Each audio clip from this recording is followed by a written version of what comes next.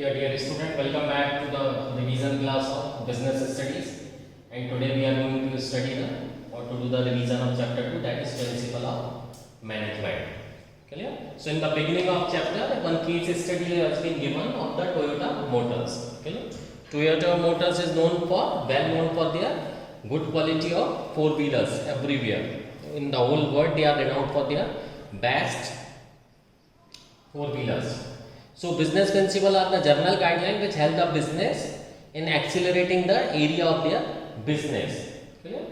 So in this way you can recognize that principles of the management are general guidelines which help any business enterprise to go up. Just read that study of the Toyota Motors. Today we are going to study the Taylor's principle as well as Fayol's principle.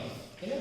So Taylor and Fayol both were the researchers in the field of management, and Taylor coined the term scientific management. Clear? Because he has seen the lethargicness in the business, because at that time business was not developed. You have heard or read the scenario of industrialization. Clear? So at that time industrialization was going on, so as such there was no studies available. So how to improve your business? So Taylor observed those deficiencies and find out that there is a huge need of correction in the working of the factory. Factory working should be improved. So in order to the contemporary management, he coined the term scientific management. Okay? What is his first rule? That science not rule of thumb. So Taylor pioneered the introduction of method of scientific inquiry into the domain of management practice. Clear? Why not the rule of thumb? Because we are dealing with the humans. The human mind is the most anesthetic mind, and new innovation is always required. So he said that management will not be guided by the hard rule of the science. Clear? Rule of thumb means it's a principle, science principle about the electric current, that current will always move in the right direction. So it's not possible in the management. Why? Because according to the needs of the customer, we have to improve or change our product. So scientific management will not be guided by the rule of sciences. Second, harmony not discord.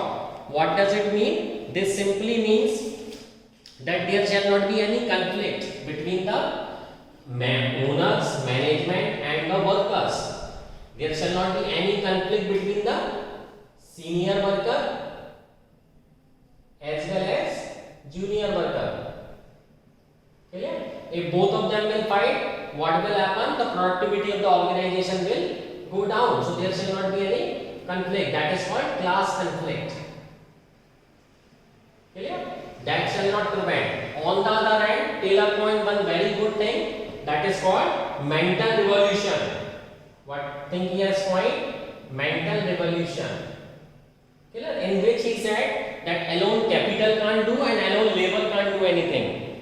Clear? So there shall not be any class conflict among the workers or management and owners. So there shall be complete harmony between the owners and laborers. They shall remain in harmony, because alone capital can't do and alone labor can't do anything.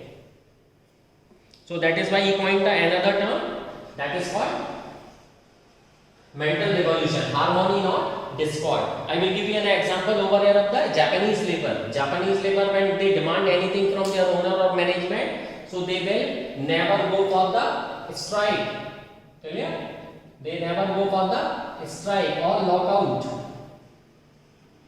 Clear? On the other hand, how they are going to record their protest? They are going to put a black badge on their shoulders, and at the same time they are going to make incomplete production. They will not stop the production, because what they believe in, that owner is at very high operating cost. So they are not going to stop the production, but what they are going to do, they are going to make incomplete production. What does it mean? If they are making shoes, they will make only one side of the shoe instead of pair. If they are making watches, they are going to make the dial and belt, but they are not going to assemble it. So what they are doing, they are making incomplete production. Clear? Our next topic is cooperation not individualism. So there shall be complete cooperation between the labor and management instead of individualism. This principle is also the extension of the above principle, harmony not discord, and at the same time the mental revolution is also applicable over here. Clear? And workers should desist from going on unwanted demands and for strike, lockdown or brokerage in the factory or premises. On the other hand, they should sit together and every dispute can be resolved across the table. Clear? Next and last is development of each and every person to his or her greatest efficiency and prosperity. It is the duty of the owners and management to show to the his labor, whether it's a male or female, to show that their future is safe over here and they will achieve efficiency as well as prosperity. Otherwise, what will happen? The good person will run away. So, equal chance will be given to each and everyone for its achieving the efficiency and prosperity. So, what is suggested over here? These are the general guidelines. But how to achieve this? So, in order to achieve that, we develop the techniques of scientific management. So, what is first technique? That is the technique of functional foremanship. So, who is the foreman? He is the biggest labor and lowest manager, and act as a link between the labor and managers, because they are battling the things, they are really on the ground, they are making the production, so they don't know the problem of the labor, and at the same time they understand the problem of management also. So he initiated the concept of functional foremanship. He also advocated the separation of planning and execution function. This concept was extended to the lowest labor. Clear? Distribution of the power to the lowest labor. So he coined the term functional foremanship. Our next term is standardization and simplification of work. What does the standardization means? To set the standards for the production of anything. Clear? And scientific method should be used to analyze the method of production. So that can be done through work study, technique study. Clear? And several other things you introduce. So standardization means setting the standards for making the quality product. And simplification of the work. Simplification of work means elimination of unnecessary steps. Clear? Because business was not developed at that time. There was no agencies for the like nowadays. There was no media available. So whatever is being produced is going to be sold. So he introduced the techniques that is called standardization and simplification of work. Standardization means produce good quality products suitable for the every person of the society. At the same time, work should be simple, unnecessary steps should be eliminated. Simplification aims at eliminating superfluous variety, size and dimension, while standardization implies devising new varieties instead of existing ones. Most large companies like Nokia, Toyota, Microsoft have successfully implemented standardization and simplification. Okay. Our next study is method study. Now what does it say? Is to find out the one best way of doing the job. Okay. One best way of doing that. There are various methods of doing the job. To determine the best way, there are several parameters, right from procurement of raw material till the final product is delivered to the customer. Every activity is part of method study. Okay? Even if you heard about the Ford cars, Henry Ford was the owner. He got the concept of assembly line by once he went to the butcher house.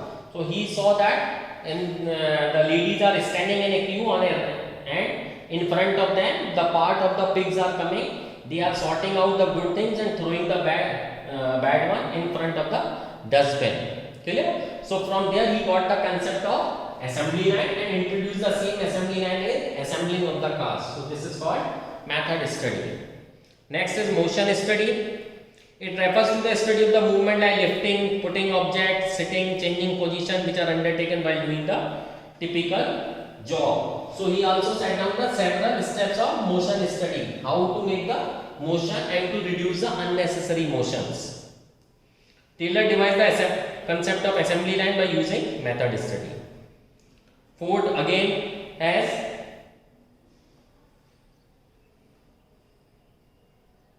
Taylor and his associate Frank Gilbert were able to reduce motion and brake length from 18 to just 5. So on close observation they found that there shall be prevalence of the motion which are relevant and while irrelevant motion shall be separated. Okay? Next is time study. They also decided the standard time to do any work. Clear?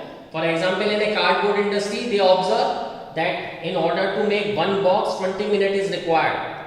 So in 1 hour, a labor can complete up to 3 boxes, and at the same time, in 8 hours of the day, they can make up to 24. But they reduce 1 hour for the lunch and break. So standard time set for making the carton box is 21 boxes per day. So this is called time study. Next study is fatigue study. Fatigue means tiredness. If you have to continuously stand for the 8 hours, it is a very tiring job. But in the meantime, if some pause is given to you or a rest is given to the labor feels charged and is able to work more than for 8 hours. So fatigue study is also done. The chairs and the stools were given to the labor, so they can take sudden rest. They will not be tired, because if they are tired too much, in the next day they will create problem. Okay? And next, differential piece-based system.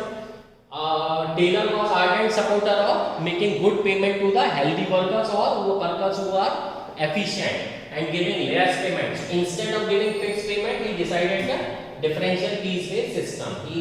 In time study, what we have seen, that standard is set at 21 carton box per day. But if anybody is able to make 24 or 27, he will or she will be paid more. So in order to encourage the labor for the quick work and more work, he decided the concept of differential piece-based system. In this way, Taylor's coined their term for the scientific management, 4 rules for the scientific management, and here about 6 techniques he devised for scientific techniques of scientific management. Again, his contemporary Feull was also the ardent supporter of management.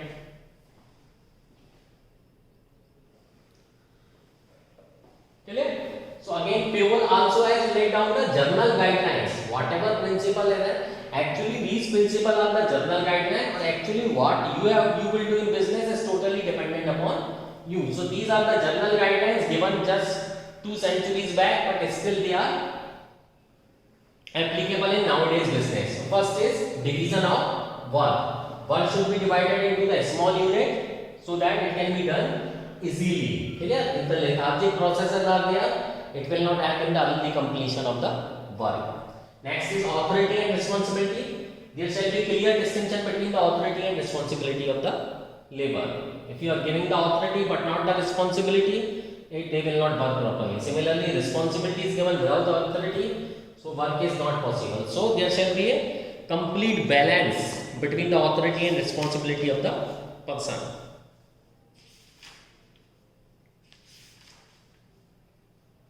Next is discipline.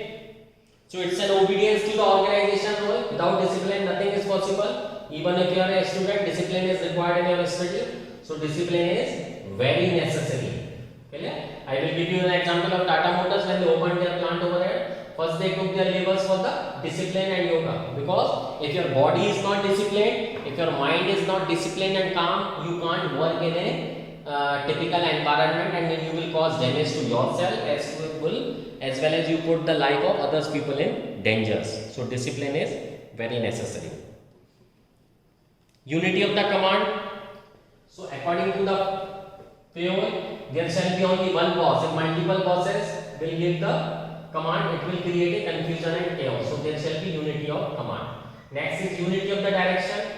All the workers, managers shall work in one direction. That is the survival of the organization, and there shall be maximum profit. Otherwise, organization will not go anywhere. So all shall work in a common direction. That is called unity of direction. Subordination of individual interest to general interest. This means everybody will be given due chance for the development, but the general interest is that organization prosper, because if the organization prosper, everybody will prosper. Okay? So, subordination of individual interest to general interest. What is the general interest? That organization shall flourish. Next is remuneration. So remuneration is the compensation payable. So that shall be fair. There shall not be discrimination that one is paying at a higher remuneration and another is paying less. So this will create a conflict. So all shall be paid well and according to their efficiency. There shall be, the word is used is the fair. Now what is fair? It depends upon the circumstances. Next is centralization and decentralization. Centralization means keeping all the power in one hand or superior, is called centralization. But if you want to increase your business, you have to definitely decentralize your business. Okay? So there shall be the balance of centralization and decentralization. Next is scalar chain. Scalar chain is explained through a triangle. That if there is one boss and there are two levels other, so they will all will communicate to their boss. No one will talk in between except in case of emergency. If they talk in between, C wants to talk to the E, this is called gangplank.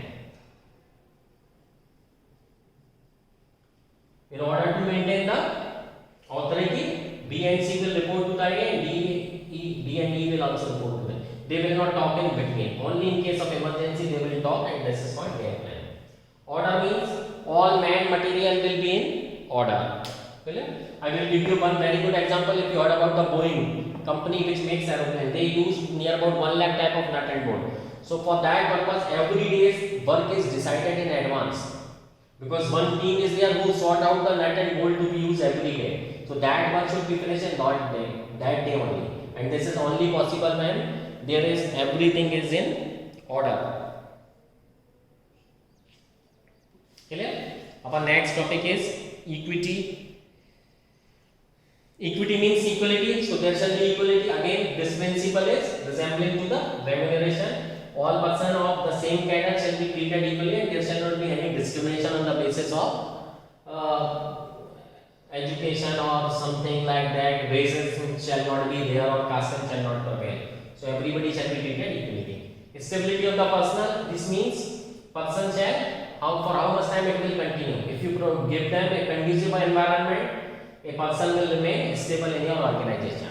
If you will not provide the stability, the person will run away. I taught you the chapter starting in which what Narayan Murthy has said, the owner of Infosys, that every evening your asset will walk out of your office and you must ensure that he or she will come back tomorrow morning. So stability of the personnel is very necessary. If you will not provide conducive environment, they will run away. Initiative means to take the first step. Always encourage your employees to take the initiative. Because if you are going to disobey their ideas, what will happen? They will stop giving the ideas. So always encourage your employees to give them initiative. Next and last is esprit de corps. Esprit de corps means they shall promote a spirit of unity and a team spirit and harmony amongst the employee according to the FAO. So management shall pay special emphasis that there shall be remain a team spirit shall prevail in his or her company, because if the employee is not motivated, not spirited, they will not work properly. There shall be a clear distinction. So these are the 14 principles which are the general guidelines of doing any business, and they are given more than 2 centuries back. Still they are applicable in nowadays business. I hope this revision will help you. Thank you. Happy learning. Let me know about your doubts. You can also prepare your project of 20 marks on this topic, principle of the management. I have already given you the sample project. Still, if anybody didn't get, just let me know. I will provide it. Thank you.